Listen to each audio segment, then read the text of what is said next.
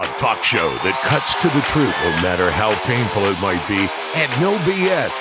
Citizen Smith, Citizen Smith, Citizen Smith. Here's a man who would not take it anymore. A man who stood up against the scum, the dogs, the filth. Here is someone who stood up.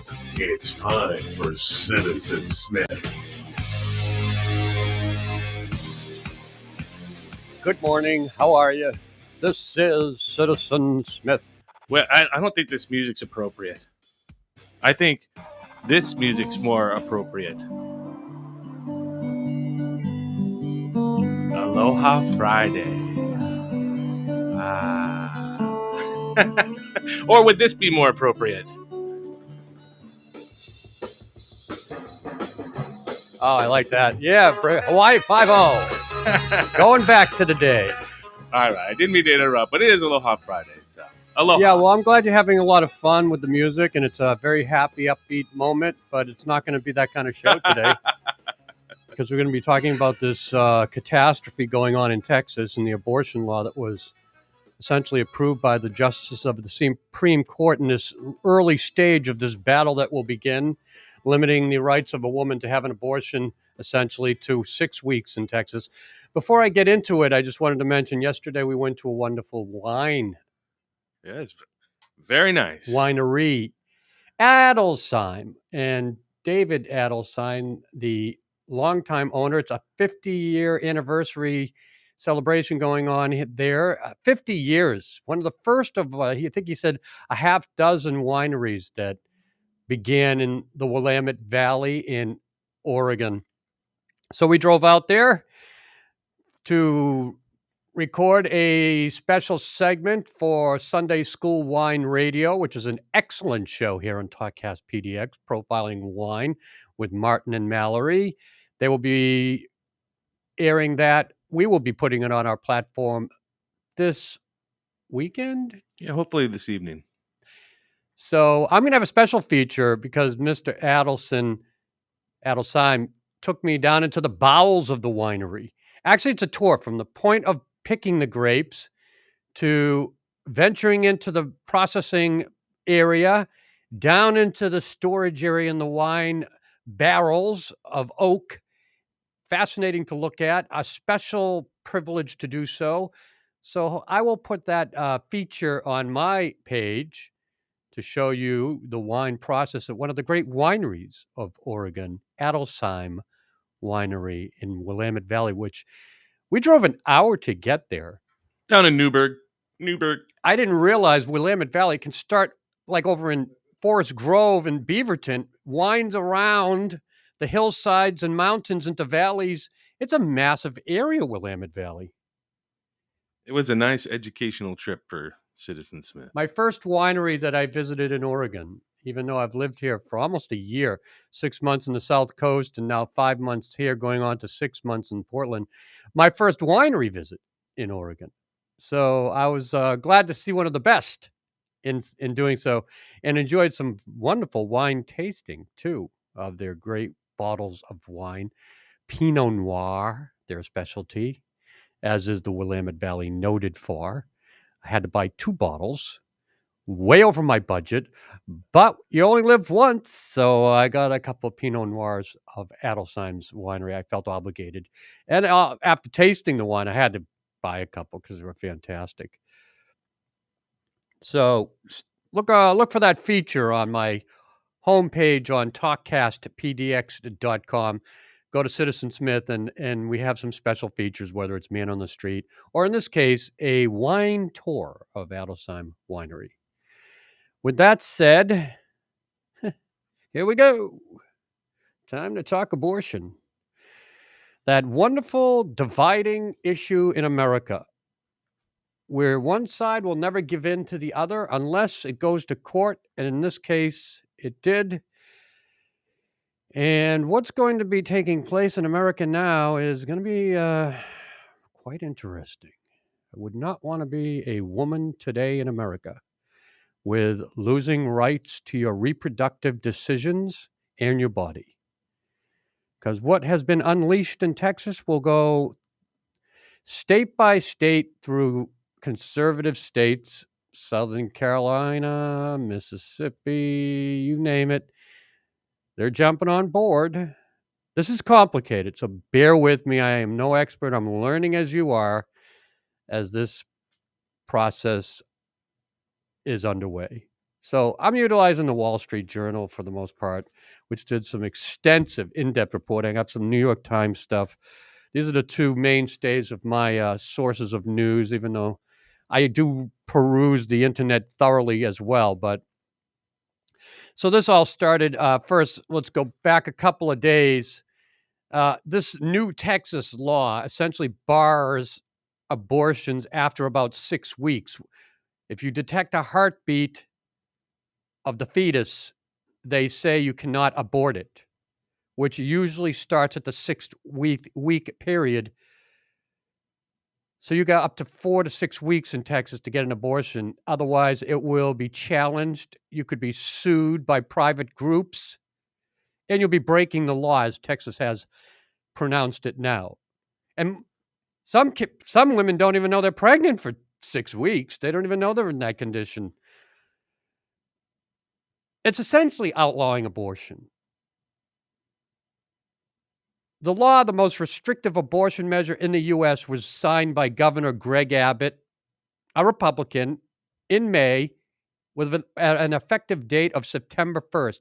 It dictates that a physician can't knowingly perform an abortion if there is a detectable fetal heartbeat, which includes embryonic cardiac activity that appears about 6 weeks into pregnancy.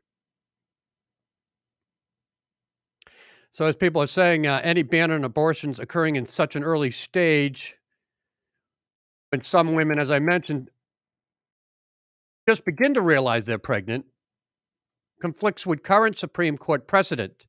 The High Court previously forbade states from banning the procedure before a fetus is able to live outside the womb. Abortion providers in Texas were squeezing in patients and performing procedures until minutes before midnight when restrictions took effect. That's what's going on there. Yes, Justin? Friend of the show, Pete. Yep. He checked in with a little chat from, says, I checked for a pulse in the Texas GOP. No heartbeat.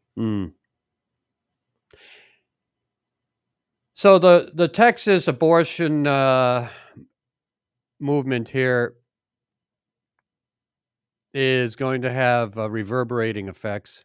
It's a historic step forward for basic human rights, but more progress must be made. This from the supporter Lila Rose, founder and president of Life Action, an anti-abortion rights group. So that's one of the groups behind this. We're definitely optimistic that this is a good sign, said John Siegel, legislative director of Texas Right to Life.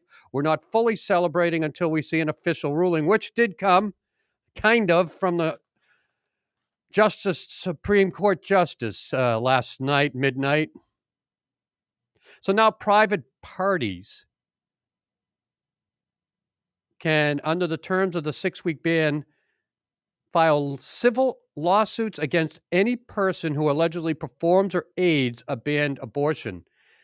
You can fine them up to $100,000 they can get in these suits. So it's become, some people calling it a vigilante group now can stop a woman from having an abortion by proceeding with a civil lawsuit. So they've taken it out of the hands of doctors and the courts and put it in the hands of individuals and groups, private groups. Try being a woman living in that condition and wanting an abortion beyond 6 weeks, or a young girl, 17, 16, 18. The right to your body, your reproductive, is now out of your hands and in private groups in Texas. This because the Supreme Court Justice ruled 5-4 last night. Actually, they're saying late night ruling Wednesday. I'm just getting the story today. The ruling was decided on largely technical grounds, with the majority emphasizing it wasn't ruling on the law's constitutionality, but to the surprise of many, it left in place a law that effectively shut down most abortions in the second most populous state. Because the Supreme Court declined to block a restrictive new Texas law, as I read, leaving both sides of the debate scrambling to navigate terrain that is at its most uncertain since the court recognized a constitutional right to the procedure nearly 50 years ago, Roe v. Wade. This courtesy of Jacob Gershman, Wall Street Journal article I'm feeding off of here. I mean, this is pretty heavy stuff going on in our country. And it's going to set in motion a lot of states like Florida looking to take initiatives on anti-abortion measures. Mississippi also looking to do so. And then this quote: "The law clearly violates the federal Constitution as it's currently interpreted," said Douglas Laycock, a University of Virginia constitutional law professor. He said, quote, "The problem with the case is there no one to sue." And he says the Texas statute is exceedingly clever in getting around the rules of law, which is what people are arguing is going on here. The rule of law no longer is working because this was a law, Roe v. Wade, that the Supreme Court ruled on, giving the right of a woman to control her reproduction system and body and the right to an abortion. For abortion rights supporters, the confusion for now invites more fighting in court. So this will go on. I'm not sure how it proceeds in court. This is getting way out of my expertise. Nancy Pelosi, Speaker of the House, announced this week that the House would vote later this month on a bill to expand protections for healthcare professionals to provide abortion care so that they can't be sued, obviously, as they can now in Texas. For now, abortion providers in Texas say they're complying with the law, turning away most patients seeking abortions as of September 1st. The possibility that the law could stay in effect for weeks or months has prompted some Democratic legal figures to release that strategy. And in a statement, President Biden called the law's enforcement structure a, quote, bizarre scheme that could lead to a constitutional quagmire. Quote, complete strangers will now be empowered to inject themselves in the most private and personal health decisions faced by women, Biden wrote. Think about that. All the women in this country who believe in the right to abortion and the right to make health decisions on their own body and reproductive system should be joining together for a mass movement against what is happening today, courtesy of Texas. Massachusetts Attorney General Maura Healey, a Democrat, said the Supreme Court has made the choice between compliance and defiance much tougher to answer, and that clinics should consider breaking the law.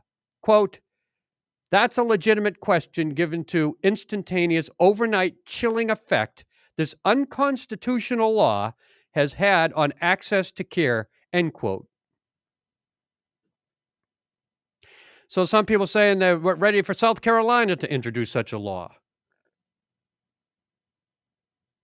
And on and on.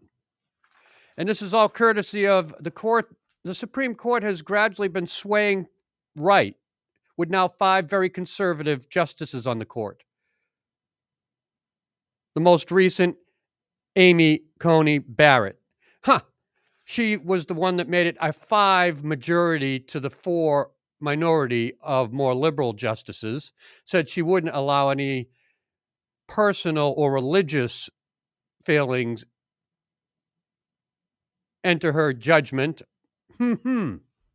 I wonder now. It's hard to say because they were in a writing opinions. They didn't write an outline for the reason for their decisions, because this was a rushed emergency order that the Justice Department can do in the Supreme Court. It's called a shadow docket, which was nicely documented by Charlie Savage in the New York Times today. This will get you thinking. You know, democracy is at stake here, because democracy is ruled by the rule of... democracy is only as good and strong as the rules and laws that govern us and the process by which it is enforced. Right now, we are not a government and country of law. We're a government of shadow dockets. What do I mean?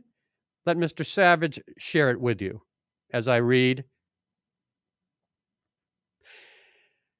He writes, the shadow docket. With increasing frequency, the court is taking up weighty matters in a rushed way, like this one in Texas, Law SB 8, as it's referred to, considering emergency petitions that often yield late-night decisions, like this one, issued with minimal or no written opinions, that being the Supreme Court justices. Such orders have reshaped the legal landscape in recent years on high-profile matters like changes to immigration enforcement, disputes over election rules, and public health orders barring religious gatherings and evictions during the pandemic. All this has been done with shadow dockets. So, he writes, the latest and perhaps most powerful example came just before midnight on Wednesday, when the court ruled 5-4 to leave in place a novel Texas law that bars most abortions in the state, a momentous development in the decades-long judicial battle over abortion rights. They spent less than 3 days dealing with the case, he writes. There were no oral arguments before the justices. The majority opinion was unsigned and one paragraph long. In a dissent, Justice Alina Kagan said the case illustrated, quote, just how far the court's shadow docket decisions may depart from the usual judicial process, and said use of the shadow docket, quote, every day becomes more unreasoned, inconsistent, and impossible to defend. Does that sound like a rule of law that's in order, or a rule of law that's complete disorder? Is this the direction America is heading? This is bad stuff, people. This is not how the law of the land should be run. This is what happens when you load up a conservative Supreme Court with 5 so that they can defeat liberal measures and laws that they consider unjust. So, Savage writes, the court also uses the shadow docket to dispose of emergency appeals. Each justice handles requests from a different region and can reject them or bring them to the full court. This is important. And increasingly, the court has been using its orders docket or shadow docket, which was deemed the shadow docket in 2015 in an influential law journal article by William Bod, a University of Chicago law professor, to swiftly decide whether to block government actions, turning it into a powerful tool for affecting public policy without fully hearing from the parties or explaining its actions in writing.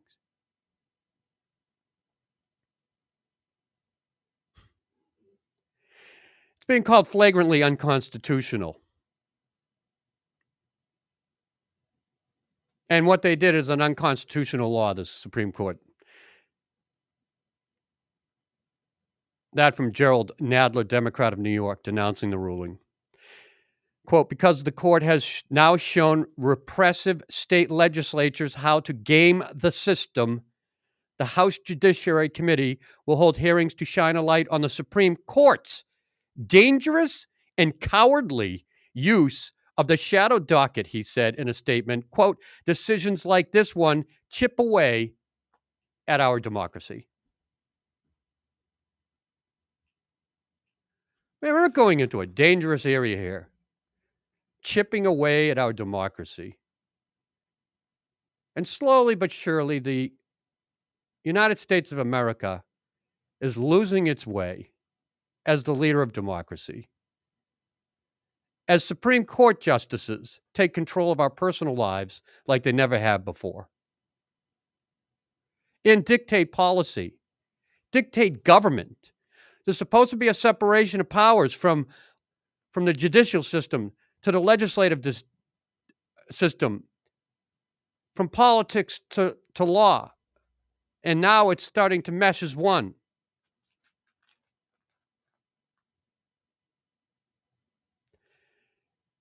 There was another article here. I won't go too far into it, but they talk about how Chief Justice John Roberts is losing his position as Chief Justice because he doesn't have any sway anymore in the court.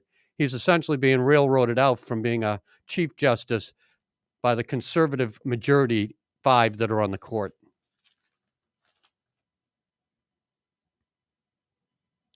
And now they're questioning whether he has any significance at all.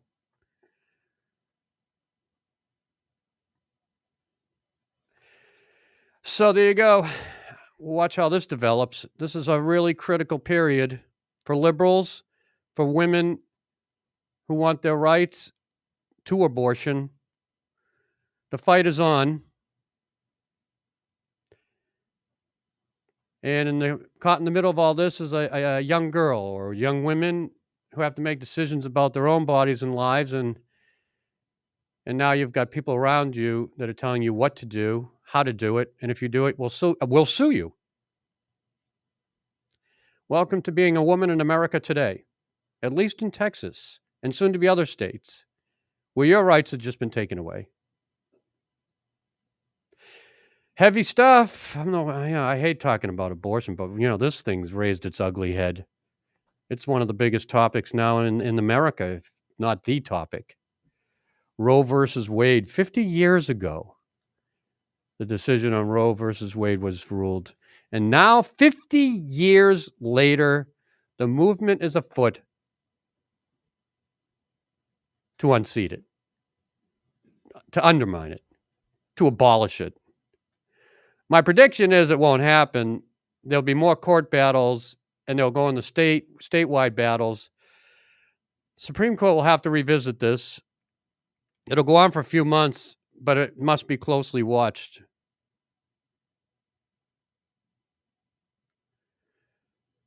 And I don't know. That's kind of where we're at. It's Friday. So usually don't get too heavy on Friday, but today we did because we have to. We could keep it light. I just want to kick by the beach and. Oh God, that feels good. That's so good. Thank you. Thank you. No, just keep it going. Yeah, I will. I'll have it in the background. It'd be like we're at a luau. Let me just breathe a little. I control my breathing. A little meditation. Feels good. And imagine an ocean and waves and white sand. Aloha Friday. Aloha. Yeah, it's nice. When we have Aloha Friday. We have where I live out there in Forest Grove, there's a huge population of islander population, they like to say. Lots of good Hawaiian food. It's oh no, baby. Oh no. How did they make it out that way? I don't know. I know Pacific University actually has a huge population of kids from Hawaii coming to school there.